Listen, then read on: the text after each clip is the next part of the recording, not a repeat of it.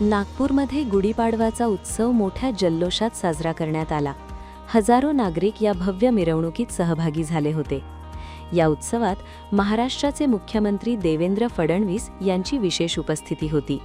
तसेच प्रसिद्ध अभिनेत्री साई तांभानकर हिनेही सहभाग घेतला. गुढीपाडवा हा हिंदू नववर्षाचा शुभारंभ मानला जातो आणि या सणाचे सांस्कृतिक व पारंपरिक महत्त्व मोठे आहे. यावेळी बोलताना मुख्यमंत्री फडणवीस म्हणाले, हा हिंदू नववर्षाचा शुभारंभ आहे.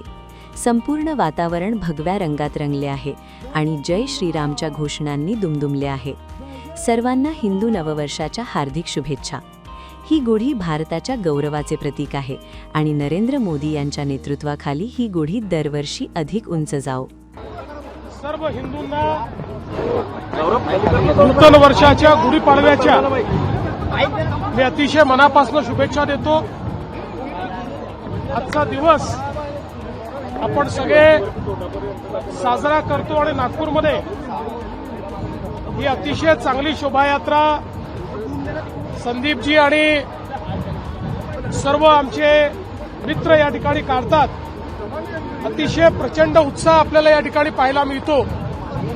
मोठ्या प्रमाणात पारंपरिक वेशभूषेमध्ये सर्व माता भगिनी बंधू मुलं हे आपल्याला पाहायला मिळतात. साहसी खेळ आपल्याला याच्यात पाहायला मिळतात.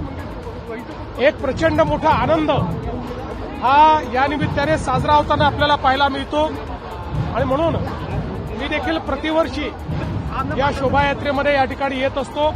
आजही आपण पाहू शकता याची जी भव्यता आहे ती कशा पद्धतीनं लोकांचा उत्साह आहे तो उत्साह आपल्याला पाहायला मिळतोय. एक प्रकारे नागपूरचा सगळा भाग हा भगवा झालेला आपल्याला पाहायला मिळतोय. आधुनिकतेकडे जात असताना सुद्धा तरुणाई आपली परंपरा जपत आहे हे पण एक चित्र चांगलं आहे. मला अतिशय आनंद आहे. शेवटी आपले पंतप्रधान मोदीजी नेहमी सांगतात विकास भी और विरासत भी. ही विरासत म्हणजे आपली संस्कृती आहे.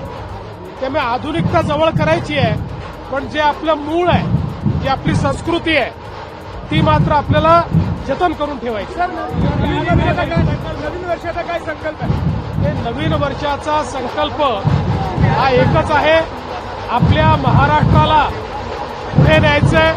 महाराष्ट्रातल्या प्रत्येक व्यक्तीच्या जीवनात सकारात्मक परिवर्तन करायचं.